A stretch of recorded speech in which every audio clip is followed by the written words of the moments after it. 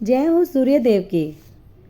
दोस्तों, रविवार का व्रत सूर्यदेव के लिए किया जाता है।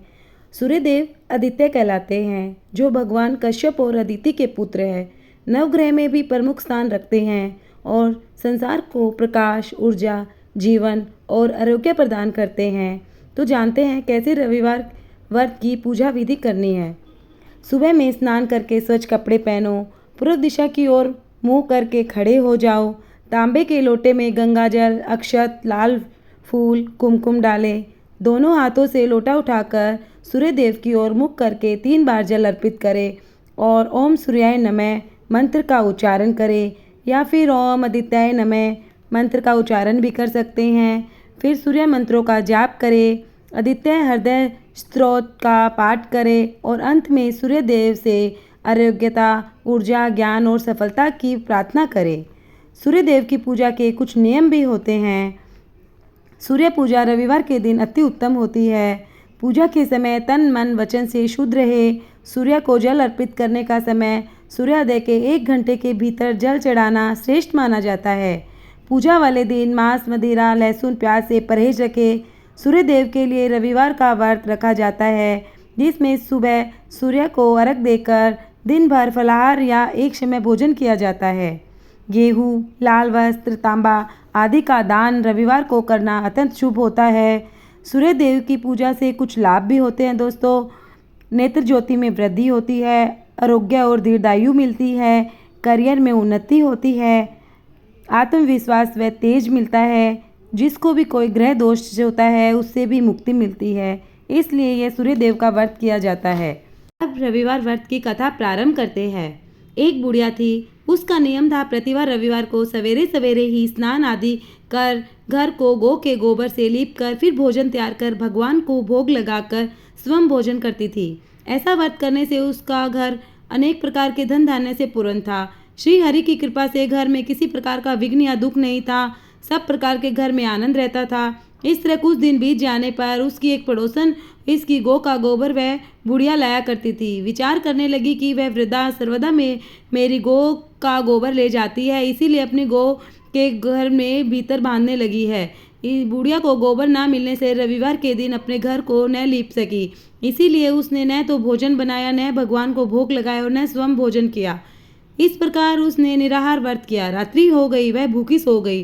रात्रि में भगवान ने उसे स्वप्न में दर्शन दिए और भोजन न बनाने तथा लगाने का कारण पूछा। वृद्धा ने गोबर न मिलने का कारण सुनाया। तब भगवान ने कहा कि माता, हम तुमको ऐसी गौ देते हैं जिससे सभी इच्छाएं पूर्ण होती है, क्योंकि तुम हमेशा रविवार को गौ के गोबर से घर को लीप कर भोजन बनाकर मेरा भोग लगाकर खुद भोजन करती हो। इससे मैं खुश होकर तुमको वरदान देता हूँ। निर्धन को धन और बांझ स्त्रियों को पुत्र देकर दुखों को दूर करता हूँ तथा अंत समय में मोक्ष देता हूँ। स्वप्न में ऐसा वरदान देकर भगवान तो अंतर्धान हो गए, पर वृद्धा को आँख खुली तो वह देखती है कि आंगन में एक अति सुंदर गौ और उसका बछड़ा बंधा हुआ है। वह गाय और बछड़े को देखकर बहुत प्रसन्न हुई।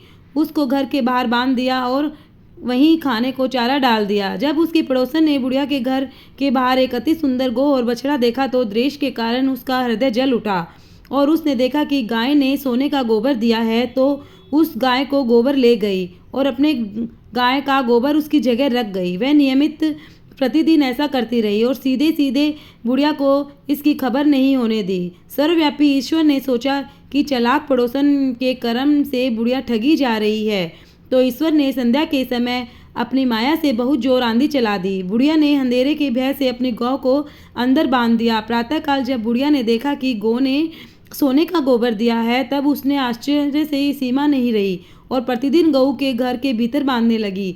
उधर पड़ोसन ने देखा कि बुढ़िया गाय को घर के भीतर बांधने लगी है, तो उसका सोने का गोबर उठाने का दाव नहीं चलता। वह ईर्ष्या के कारण जल उठी और कुछ उपाय न देख पड़ोसन ने उस देश के राजा को सभा में जाकर कहा, महाराज, मेरे पड़ोस में एक वृद्धा है, उसके पास ऐसी गाय हैं जो आप जैसे राजाओं के पास होने चाहिए। वह नित्य सोने का गोबर देती है। आप उस सोने से प्रजा का पालन करिए। वह वृद्धा इतने सोने का क्या करेगी। राजा ने यह बात सुन अपने दूतों को वृद्धा के घर गऊ लाने भेज दिया और वृद्धा प्रातः ईश्वर का भोग लगा भोजन ग्रहण करने ही जा रही थी कि राजा के कर्मचारी ने गाय खोल कर ले गए। वृद्धा काफी रोई चिल्लाई, किंतु कर्मचारी के समक्ष कोई क्या कहता। उस दिन वृद्धा गाय के वियोग में भोजन न खा सकी और रात भर रो रोकर ईश्वर को गऊ का पुनः पाने के लिए प्रार्थना करती रही।